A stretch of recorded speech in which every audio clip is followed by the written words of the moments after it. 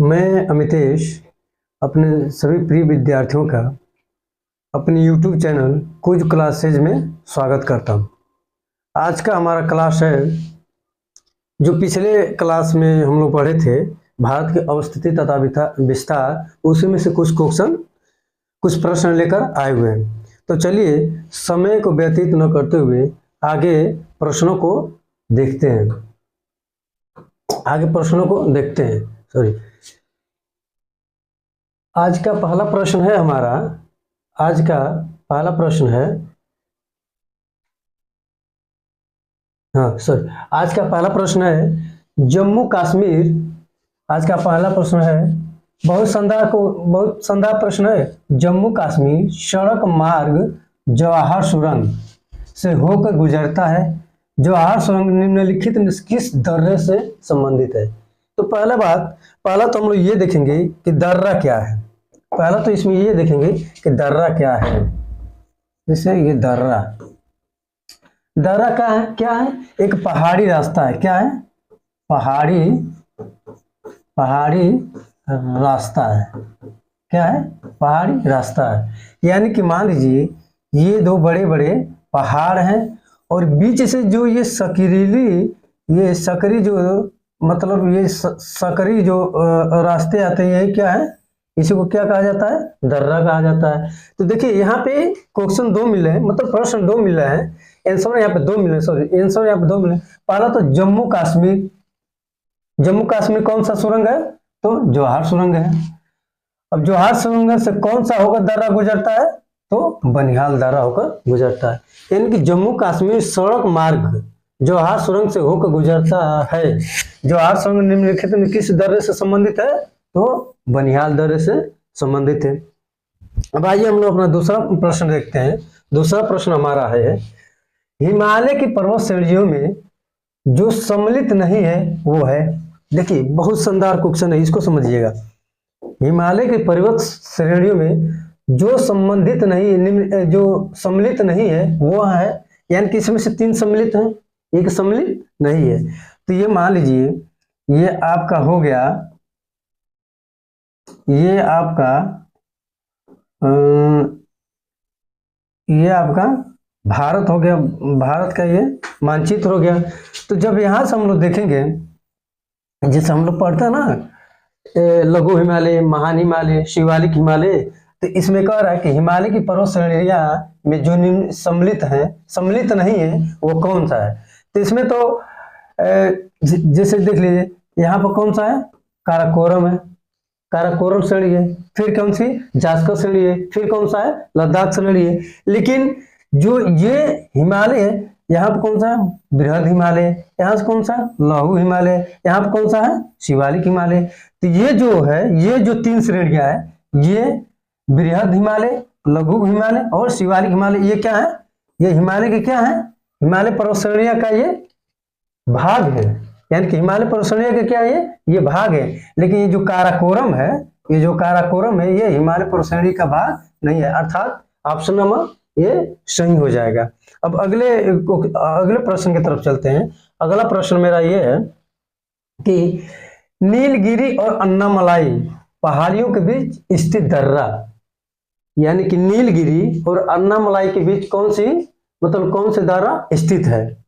इसको देखते हैं। दर्रा अभी दर्रा बताए हैं कि दर्रा क्या होता है। दर्रा दो पहाड़ियों के बीच का एक सकरा रास्ता होता है।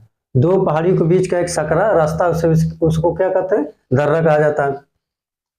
तो क्वेश्चन का नीलगिरी और अन्नामलाई पहाड़ियों के बीच स्थित दर्रा है, तो कौन सा दर्रा है? तो इसमें हो जाएगा पालघाट। सॉरी, ये कौन से दर्रा हो जाएगा? ये दर्रा हो जाएगा आपका पालघाट। कौन सा दर्रा हो जाएगा? पालघाट। यानी कि नीलगिरी और अन्नामलाई पहाड़ियों के बीच की कौन सा दर्रा स्थित है? तो पालघाट दर्रा स्थित है। अभी इसको आगे प्रश्न में देखेंगे, इसको सीक्वेंस में सजाने, उत्तर से दक्षिण के लिए सजाने में देता था। आगे प्रश्न लिए हैं। अब अगले क्वेश्चन की तरफ चलते हैं। अगला क्वेश्चन हमारा ये है कि तमिलनाडु राज्य का सबसे ऊंची पर्वत शिखर कौन सा है? तमिलनाडु राज्य का सबसे ऊंची पर्वत शिखर कौन सा है? तो देखिए तमिलनाडु राज्य का सबसे ऊंची पर्वत शिखर कौन सा है? तो दोदा बेटा है। कौन सा है? दोदा बेटा है। और क्वेश्चन पूछ दे कि दक्षिण भारत की सबसे ऊंची चोटी कौन सी है, तो कौन सी है? अनाईमुड़ी है। कौन सी है? अनाईमुड़ी। कौन सी है? अनाईमुड़ी। ये कहाँ स्थित है? ये स्थित है केरल में। देखिए यहाँ पे दो क्वेश्चन मिले ना। तमिलनाडु राज्य का सबसे ऊंची पर्वत शिखर कौन सी है? तो दोदा बेटा है। और दक्षिण भारत की सबसे ऊंची चोटी कौन सी है? तो अनाईमुड़ी है, जो कि कहाँ पे है? केरल में स्थित। ये क्वेश्चन पूछता है कि दक्षिण भारत की सबसे ऊंची चोटी कौन सी है? तो अनाईमुड़ी है। तमिलनाडु की सबसे ऊंची चोटी कौन सी है? तो दोदा बेटा है। फिर आएगा कि देखिए जो ये अनाईमुड़ी है दक्षिण भारत की सबसे ऊंची चोटी है। और वो जो क्वेश्चन ये पूछ दे कि दक्षिण भारत की सबसे दक्षिण भारत की सबसे दक्षिणतम चोटी कौन सी है? तो यहाँ पर कार्डरम की पहाड़ी आ जाएंगी, है ना। तो अब अगला क्वेश्चन देखते हैं, यानी कि ये इसमें तमिलनाडु राज्य का सबसे ऊंची पर्वत शिखर कौन सा हो गया? दोदा बेट होगा। अब अगला क्वेश्चन देखते हैं। हमारा अगला क्वेश्चन है कि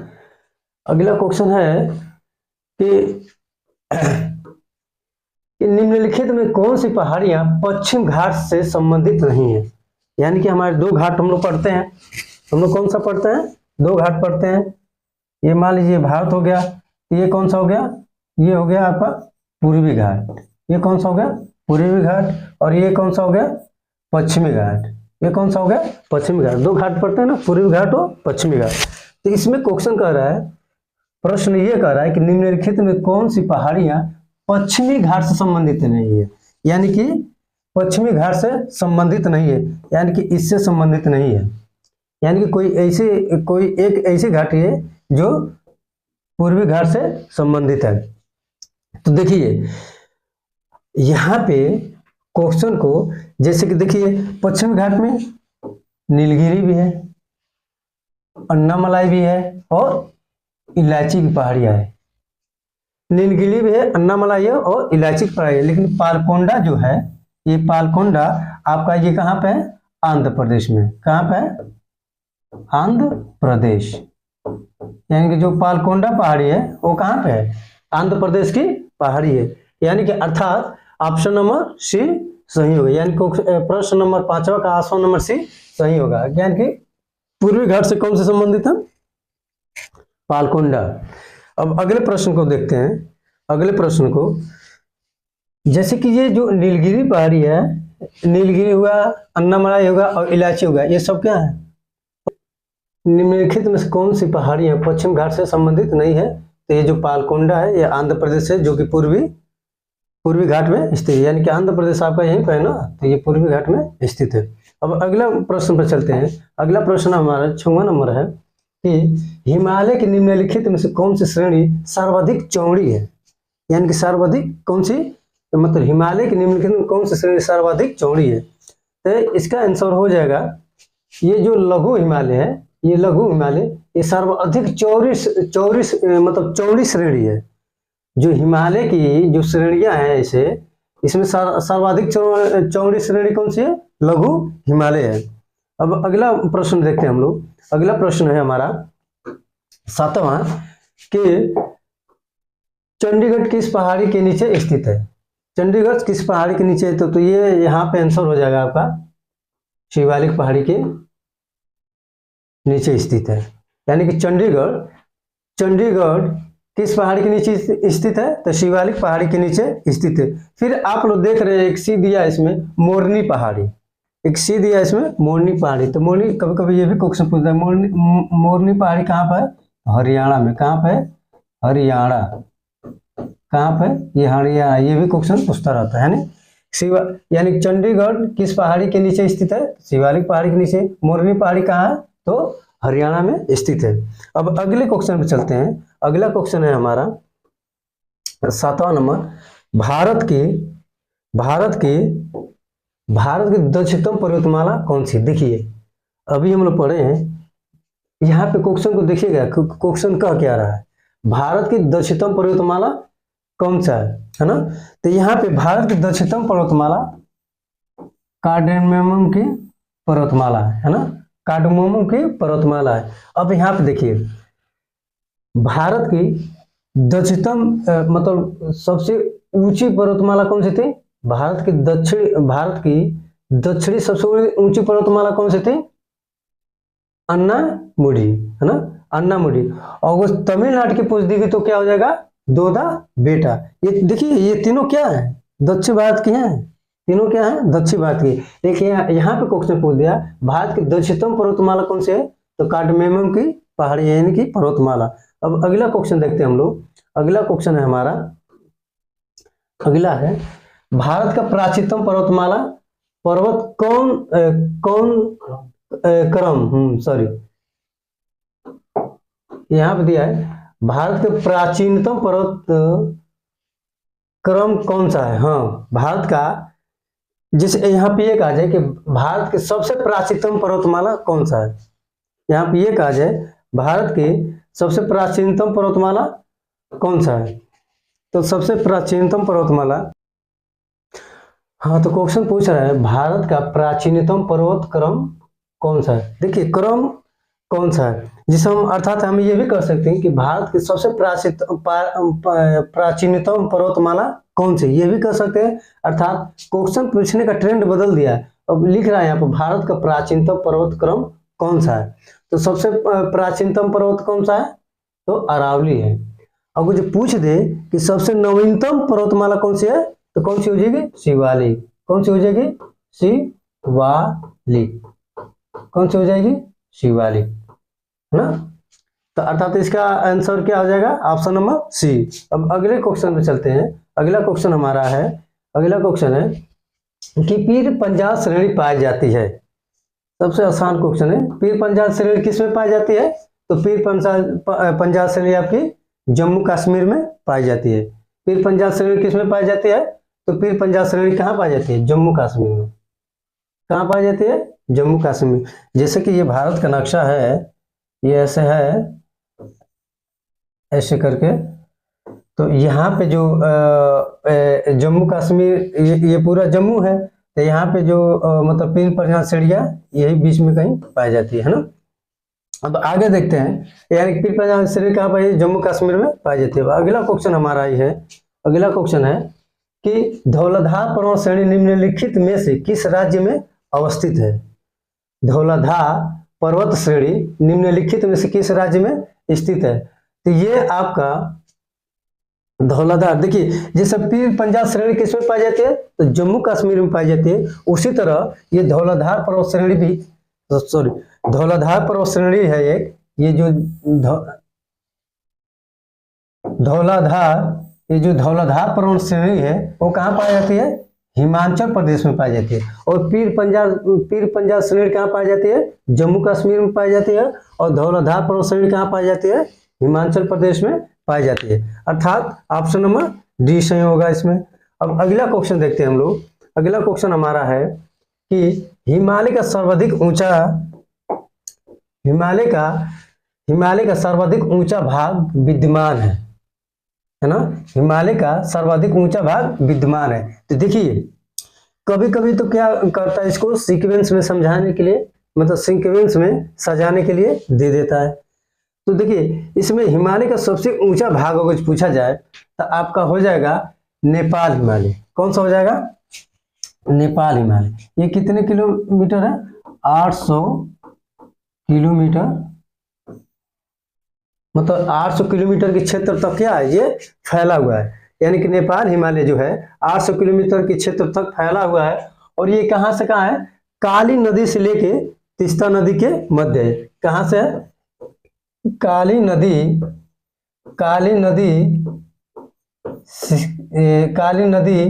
व तीस्ता नदी के मध्य है। इसके नाम तीस्ता नदी के मध्य, है ना। ये काली नदी और तीस्ता नदी के मध्य है। 800 किलोमीटर काली नदी और तीस्ता नदी के मध्य।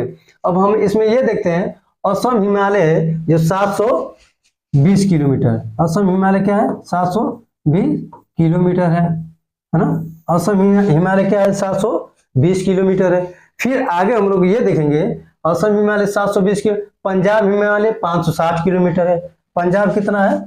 ये है 560 560 किलोमीटर है, ये 560 किलोमीटर क्षेत्र तक फैला हुआ है। फिर आपका असम हिमालय है जो कि आप कुमाऊं हिमालय है जो कि कितना है, ये 320 किलोमीटर के क्षेत्र तक ये भी फैला हुआ है। अब इसको सीक्वेंस में सजाने के लिए दिया जाए तो सबसे पहले जो सबसे मतलब ज्यादा क्षेत्र में फैला उसको पहले रखिए। तो सबसे पहले क्या हो जाएगा, नेपाल हो जाएगा, उसके बाद आपका असम हिमालय हो जाएगा, उसके बाद आपका पंजाब हिमालय हो जाएगा, और उसके बाद कुमाऊं हिमालय का क्षेत्र आ जाएगा, है ना। यानी कि ये जैसे कि ये काली नदी और तीस्ता नदी के मध्य है, ये भी उस नदियों के मध्य में फैले हुए हैं। अब आगे आगे देखते हैं, अगला क्वेश्चन है हम लोग का, अगला क्वेश्चन है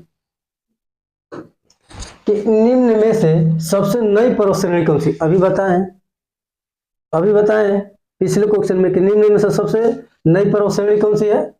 तो सबसे नई पर्वत श्रेणी आपका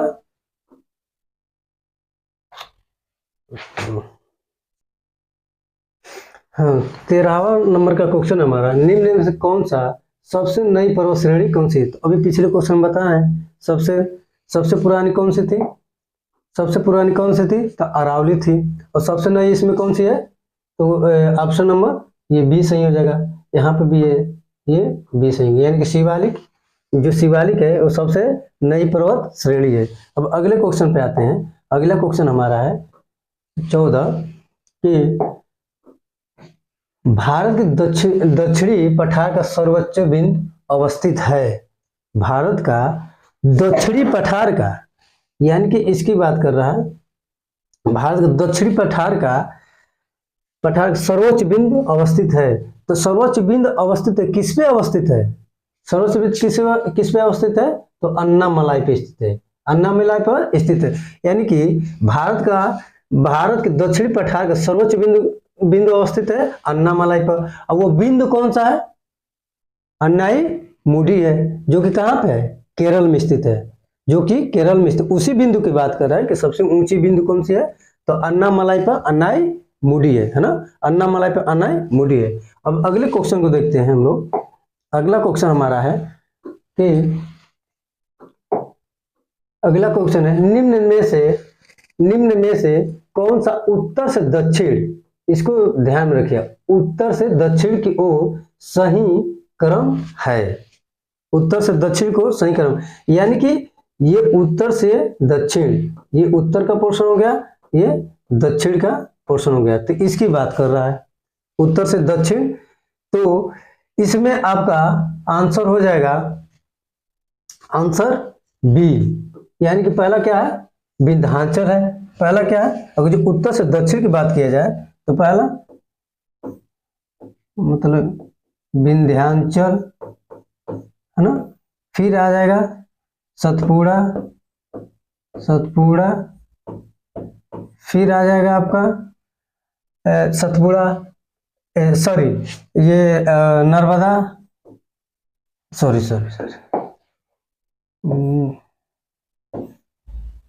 देखिए निम्न में कौन सा उत्तर से दक्षिण का सही क्रम है, तो कौन सा ऑप्शन नंबर बी हो जाएगा, पहले विंध्याचल हो जाएगा, फिर नर्मदा हो जाएगा, फिर सतपुड़ा हो जाएगा, फिर ताप्ती हो जाएगी, है ना, विंध्याचल नर्मदा सतपुड़ा और ताप्ती हो जाएगी, ये सही क्रम है, उत्तर से दक्षिण की तरफ ये सजाने के लिए दे देता है।